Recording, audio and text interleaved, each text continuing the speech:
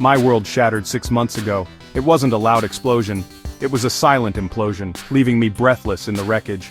My fiancé Mark sat before me, his eyes filled with what seemed like remorse. The weight of his confession hung heavy in the air. He had cheated at his bachelor party. My carefully constructed future, the one built on promises whispered under starry skies and dreams shared over candlelit dinners, lay in ruins. How could this happen? How could the man who vowed to love me forever betray me just weeks before our wedding? My mind spiraled, searching for answers in the wreckage of my broken heart. Mark's voice was barely a whisper as he recounted the events of that night. A night meant to be a celebration of our love, a last hurrah before embarking on the grand adventure of marriage. Instead, it became a breeding ground for betrayal. Fueled by alcohol and egged on by his friends, he had succumbed to temptation, or so he claimed.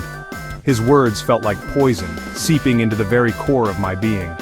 He begged for forgiveness, his eyes pleading for understanding. But understanding was a distant shore, and I was drowning in a sea of pain and betrayal.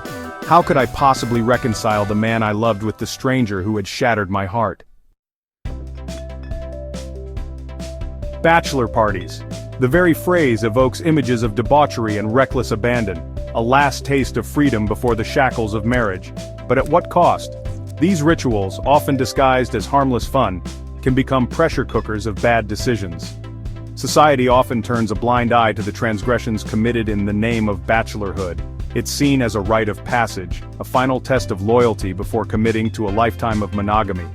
But this unspoken acceptance can be dangerous, creating an environment where lines are blurred and betrayal becomes almost expected. As weeks morphed into months, a nagging doubt began to gnaw at the edges of my pain. Something didn't add up. Mark's remorse seemed genuine, his guilt palpable. He wasn't a man who treated our commitment lightly. He cherished me, adored me. Could this act of betrayal have been orchestrated? My intuition, usually a trusty compass, screamed at me. I began to investigate, piecing together the events of that night. The more I dug, the more inconsistencies I uncovered. Witnesses contradicted each other. Whispers hinted at a conspiracy. It seemed Mark wasn't just battling his demons, but fighting a betrayal from within his own circle. The revelation that Mark's friends might have orchestrated his downfall hit me like a tidal wave. The betrayal cut deeper, the wound more profound. These were not strangers, but people I had welcomed into my life, people I considered friends. How could they inflict such pain not just on Mark, but on me, on us? The emotional fallout was immense. Mark, already wrestling with guilt and shame, now grappled with the realization that his friends, his supposed brothers, had betrayed him in the most heinous way. I, on the other hand, found myself lost in a labyrinth of anger, hurt, and confusion. The price of loyalty navigating friendship in the wake of betrayal. The idyllic image of our intertwined lives, our friends seamlessly becoming a part of our shared journey, lay shattered. The foundation of trust, the bedrock of any relationship, had been irrevocably shaken. Could these friendships, built on years of shared history and laughter, survive such a devastating blow?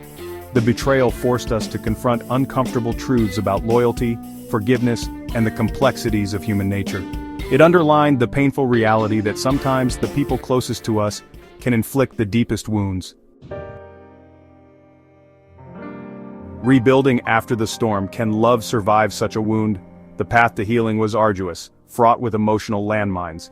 We were both broken, our love tested in the crucible of betrayal. Could we even speak of a future together when the ghosts of the past loomed so large?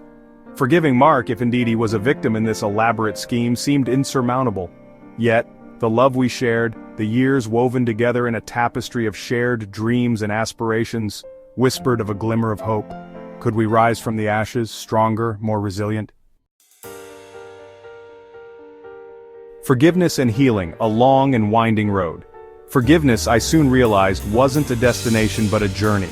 A journey that required us to confront our pain, acknowledge our anger, and ultimately, make a conscious choice. A choice to let go of the bitterness and embrace the possibility of healing. It wasn't easy. There were days when the pain felt insurmountable, when anger threatened to consume us, but we persevered. We sought solace in each other's arms, finding strength in our shared vulnerability. We learned to communicate, to truly listen, to rebuild the trust that had been so carelessly shattered.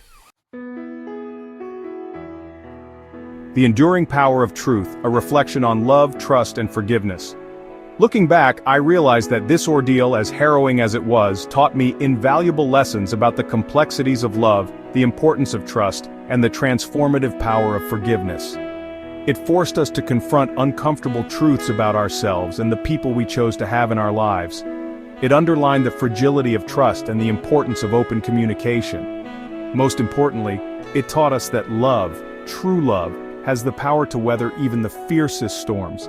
It may emerge battered and bruised, but it can survive. And in its survival lies the promise of a love deeper, more profound, and ultimately, unbreakable.